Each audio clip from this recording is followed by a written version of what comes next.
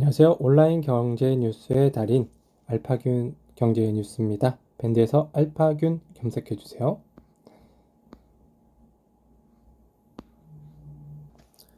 KDI 오미크론 불확실성 커져 내년 성장률 물구름이라고 하네요. 매일경제 정경훈 기자였고요.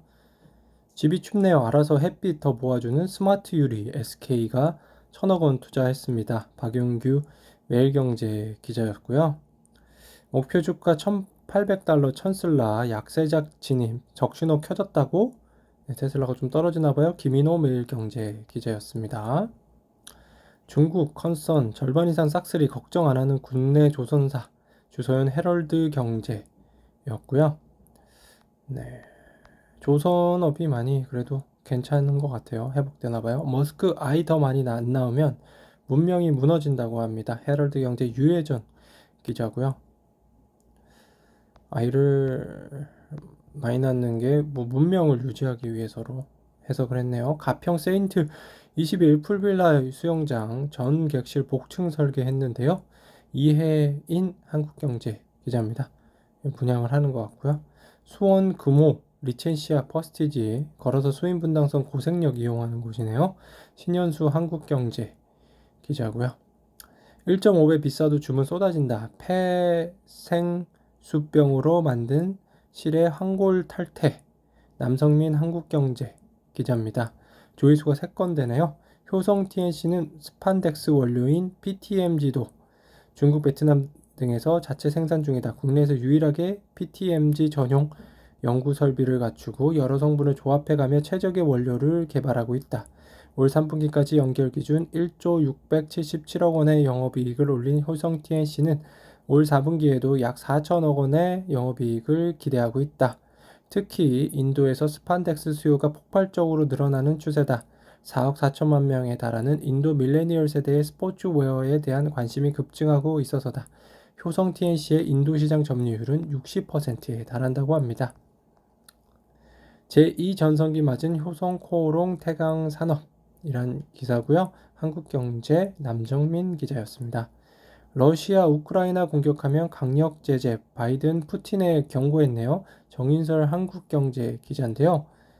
로이터 통신은 이날 미 의회 보좌관들을 인용해 러시아가 우크라이나를 침공하면 미국과 독일이 노르트 스트림 2 가스관을 폐쇄하기로 합의했다고 보도했다. 또 미국은 시장에서 투자자들의 러시아 국채 매입을 제한하는 방안을 검토했으며 러시아 정부와 은행이 루블화를 다른 통화로 교환하는 것을 제한하는 방안도 거론한 것으로 알려졌습니다. 포스코 인터 식량 정문 지주사 설립했네요. 강경민 한국경제 기자고요. 네, 포스코가 뭐 좀 적극적으로 뭔가 해보려고 많이 하고 있습니다. 넷마블 네, 기자 제목이 뭘까요? 넷마블 카뱅 주식으로 1조를 벌었다고 합니다. 박은명 한국경제 기자입니다. 네, 투자를 또 잘해서 돈을 벌기도 하네요. 유니콘 고군행진을 바라보는 다른 시설 고경봉 한국경제 기자인데요. 한번 잘 보시면 좀 재밌는 내용도 많이 있습니다. 기술 기하급수 시대의 비즈니스 전환 정상기의 경영 프리즘. 네, 한국경제 기자네요.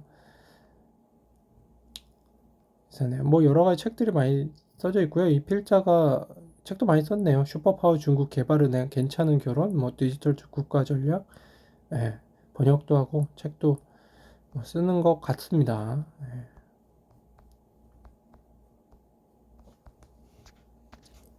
위기론 짚인 이재용 내부 쇄신 후 의미 있는 M&A 나설까요?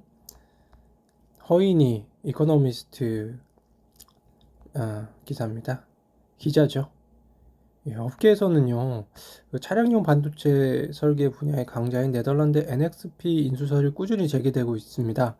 삼성전자는 2019년 NXP 인수를 검토한 바 있다. 하지만 인수 금액에서 이견을 좁히지 못하면서 무산됐다. 당시 NXP는 미국 반도체 회사 퀄컴에 제시한 440억 달러, 약 51조 원을 삼성전자에 요구한 것으로 알려졌다.